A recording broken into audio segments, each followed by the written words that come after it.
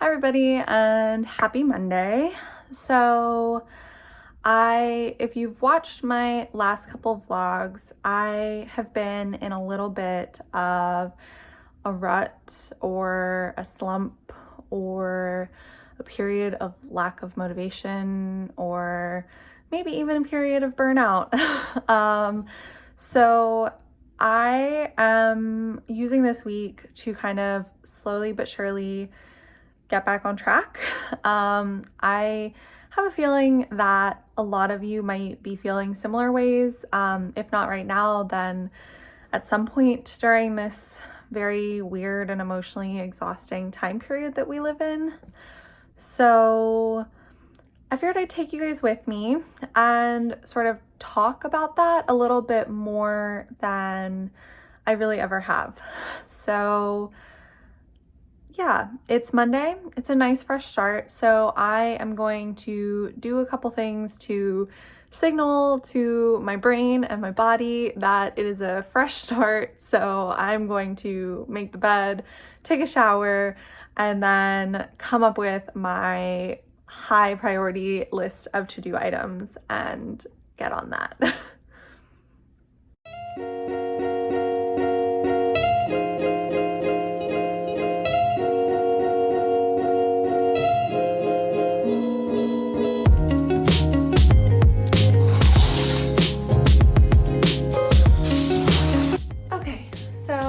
Ready to start the day, better late than never.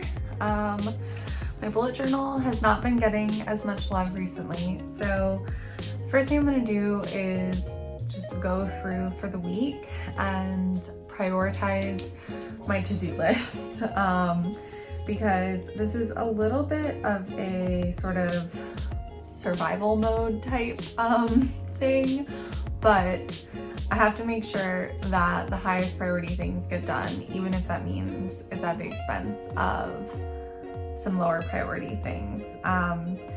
Which right now, my classwork and my pre-readings is the highest priority, which unfortunately means that my MCAT stuff falls under that just because the deadlines are not as immediate, but I'm also trying to be forgiving with myself and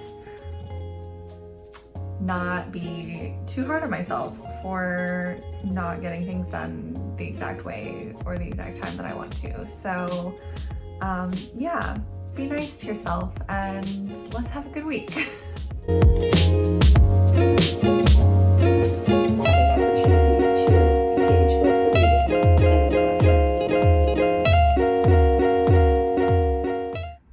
I've gotten some of my clinical readings done, but I was starting to feel like I wanted to take a nap. So instead of doing that, I've decided to just leave the apartment and just go run a few quick errands and maybe do a little quick window shop and then come back and finish my readings before my foundations class actually happens tonight. So yeah, I mean, like I've said before, I'm just trying to get to the whole good enough approach, and accept small victories. So I have finished some readings, which is better than none. And now I'm going to try to listen to my body, as everyone always says, and just go get a little bit of sunlight. Not that there's too much sunlight out today, but yeah.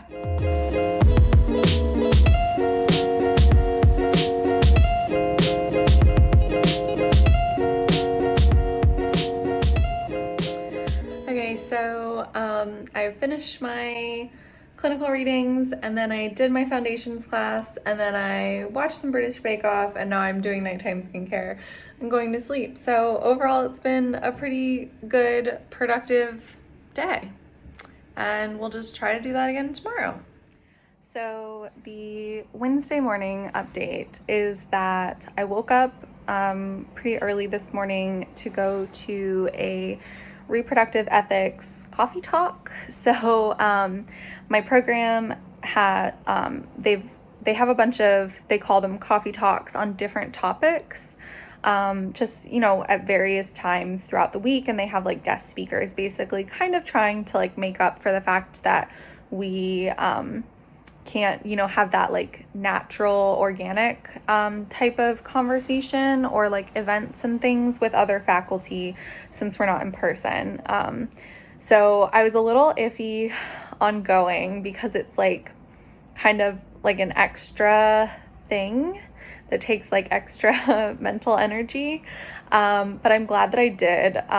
I am just hesitant and not going to push myself too hard today because I had a pretty good productive day yesterday, and I have a tendency and have like noticed a pattern in myself where I'll be really, really productive one day and then like crash the next. So I don't want to start that kind of cycle. So today my only goal is to get as much MCAT physics reading done as possible because all of my pre-readings for class are done. So I'm all set for my class, my clinical ethics class tonight on moral distress. So I just wanted to update you guys and let you know that I'm really struggling to even open this MCAT book right now. I'm just gonna open it at least and start reading.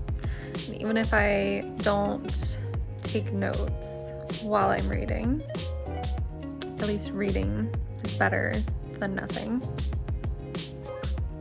And that's what I can ask of myself right now.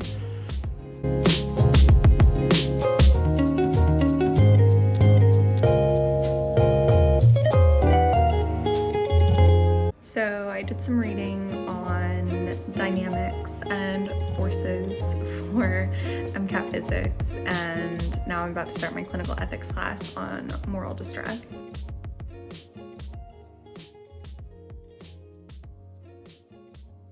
So throughout the week, I've been trying to kind of like slowly reintroduce some of my like ideal daily habits. And so I've been trying to like slowly reintroduce them in like increasing mental energy, basically.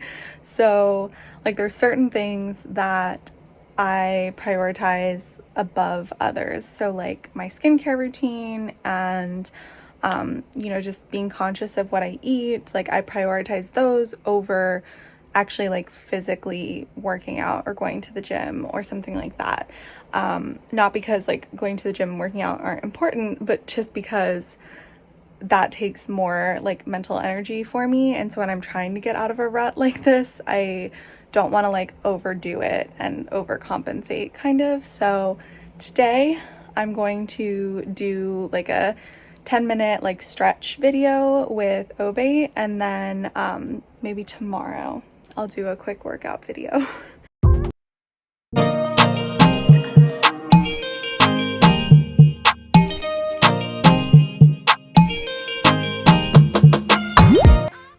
So I've changed into real people clothes and I'm doing a little bit of prep for an interview I have in approximately 6 minutes.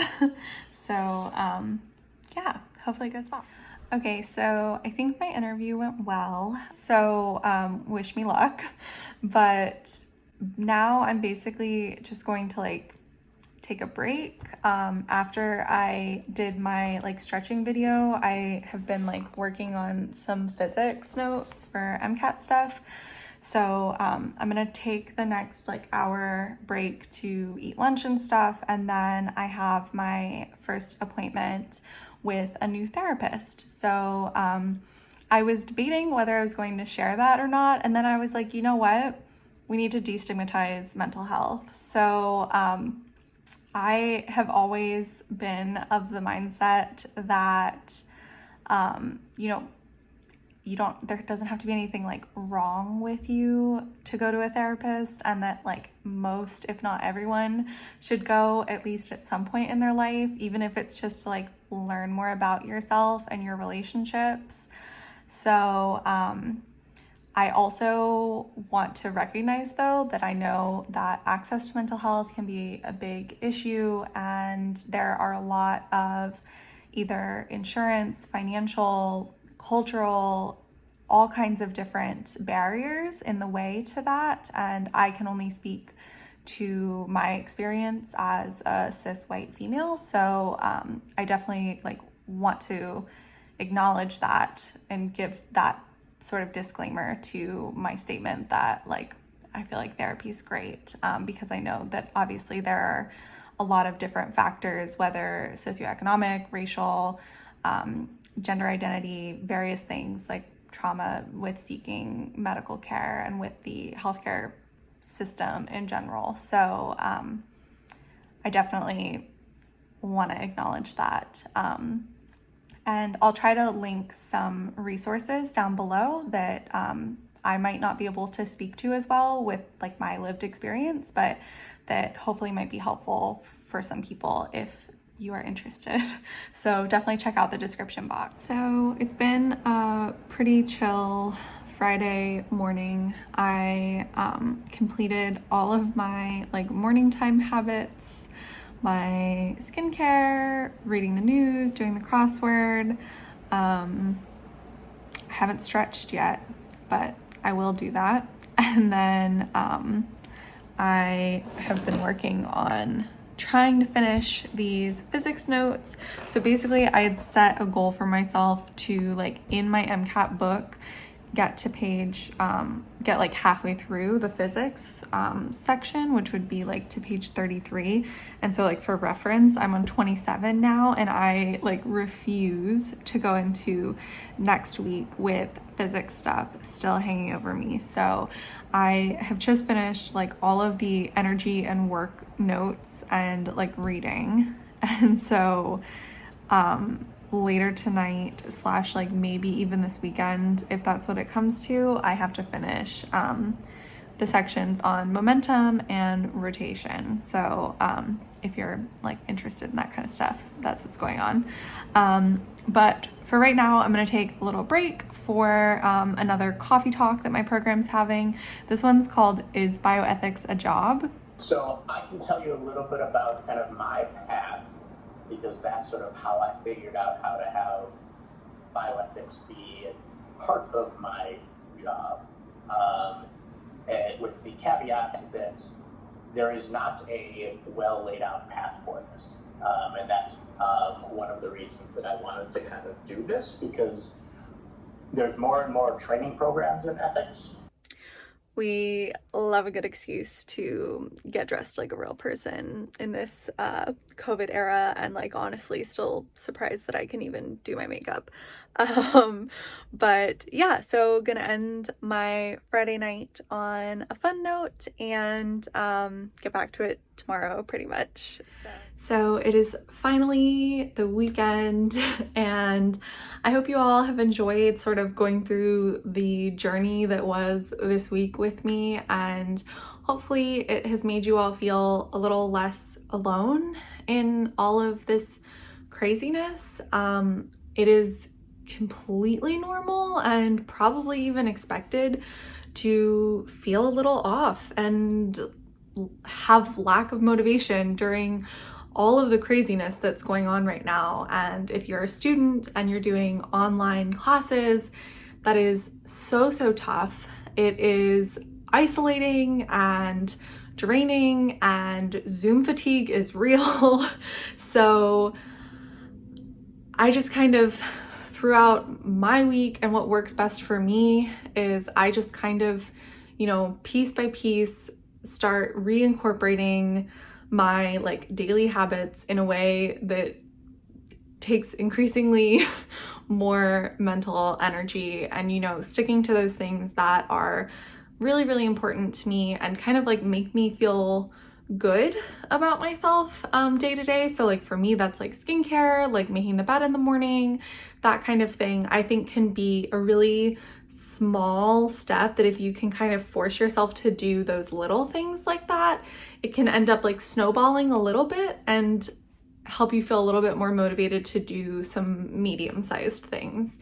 And I think it helps for me to not take on the huge things when I've been feeling a real lack of motivation, because you don't want to kind of like swing too far in the other direction.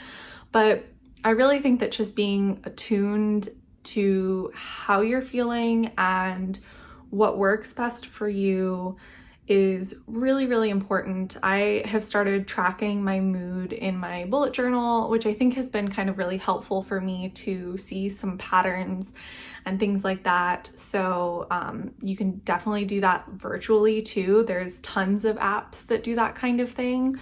So disclaimer, I am in no way a mental health professional, and I definitely think that it is also completely normal and encouraged to seek mental health professional care.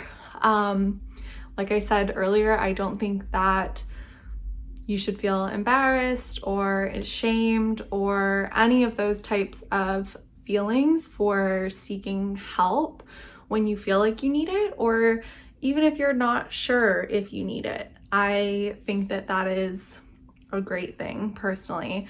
And like I said, check out the resources and links that I'm going to leave down below. And also, if you guys know any other resources, please, please, please comment them down below for other people to see. And this is probably a pretty long video by now, so I'm gonna cut it here. But I just wanted you guys to know that you're not alone, and to have kind of a more real conversation with you all, because grad school and all this kind of stuff isn't a walk in the park. It is hard sometimes. I am not perfect. Nobody is perfect. And so don't feel alone. I'm here for you. Everyone's here for you. Reach out to friends and family. I think social interaction is so important right now, as you can do it safely. And I will see you all next week. I hope that you are doing happy, healthy things and are doing well during this time, and that this video makes you feel a little less alone.